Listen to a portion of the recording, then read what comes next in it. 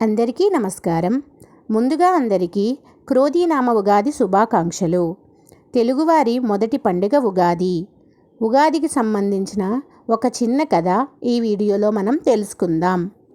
చాంద్రమానాన్ని అనుసరించి తెలుగువారు కొత్త సంవత్సరం ప్రారంభమైన పండుగ ఉగాది. తెలుగువారి నమ్మకం ఏమిటంటే ఉగాది రోజునే బ్రహ్మ సృష్టిని ప్రారంభించారంట. ఆ నమ్మకం ఆధారంగానే కొత్త సంవత్సరం ప్రారంభమైన ఈరోజు ఉగాది అని పిలుస్తారు. మన గ్రంథాలలో వివరించిన ప్రకారం మనకు ఒక సంవత్సరం గడిస్తే అది బ్రహ్మకు ఒక రోజుతో సమానం. అలా మన ప్రతి ఉగాదితో బ్రహ్మకు ఒక రోజు ప్రారంభం అవుతుంది. యుగ ఆది అని అదే ఉగాదిగా మారింది.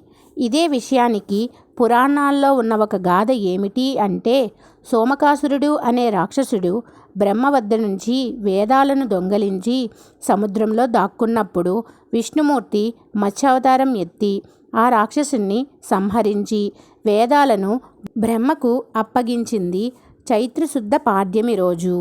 వేదాలను పొందిన బ్రహ్మ ఆ రోజు సృష్టి చేయడం ప్రారంభించారు.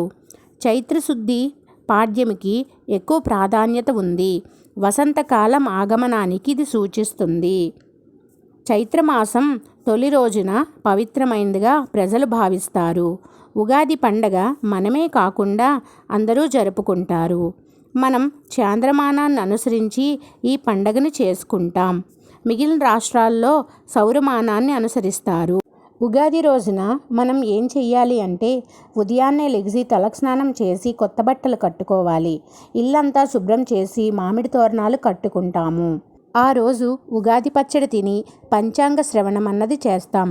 ఉగాది పచ్చడిలో షడ్రుచులు కలిసి ఉంటాయి. పంచాంగ శ్రవణం చేయడం వల్ల గంగా స్నానం చేసిన ఫలితం వస్తుంది.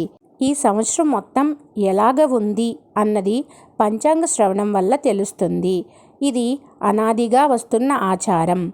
ఉగాది నాడు ఏం దానం ఇవ్వాలన్నది ఇప్పుడు మనం తెలుసుకుందాం. ఉగాది నాడు గొడుగు, పాదరక్షలు దానం ఇవ్వాలి. ఇంకా పంతులు గారికి మామిడికాయ, పంచాంగం దానం ఇవ్వాలి. ఉగాది నాడు నిండు కుండ దానం ఇవ్వాలి. అక్కడక్కడ చలివేంద్రాలు ఏర్పాటు చేయాలి. ఇలా చలివేంద్రాలు ఏర్పాటు చేసి ఎవరికైతే దాహం అన్నది తీరుస్తామో మనకు వచ్చే లాభం ఏమిటి అంటే, పితృదేవతలు సంతోషిస్తారు. ఉగాది నాడు ఇంకొక ముఖ్య విషయం ఏమిటంటే, ఆ రోజు పసుపు కొని ఇంటికి తీసుకొస్తే అంతా శుభం జరుగుతుంది. అందరికీ క్రోధీనామ ఉగాది శుభాకాంక్షలు.